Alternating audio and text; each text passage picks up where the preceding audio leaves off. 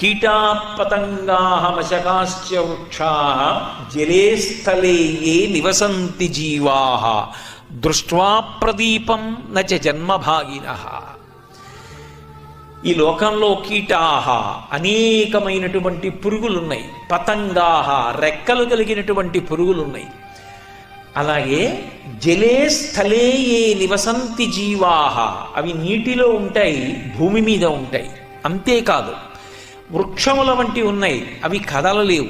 తెల్లవారి లేస్తే మనకి ఆకుకూరలు ఇస్తున్నాయి, పువ్వులు ఇస్తున్నాయి. కిరణజన్య సంయోగ క్రియ ద్వారా సూర్య భగవానుడి నుంచి పొందినటువంటి శక్తితో పత్రహరితాన్ని తయారు చేసుకుని ఆకులలో ఆకుపచ్చతనాన్ని నింపుకొని దాని ద్వారా మనకి ఆహారాన్ని సమకూరుస్తున్నాయి.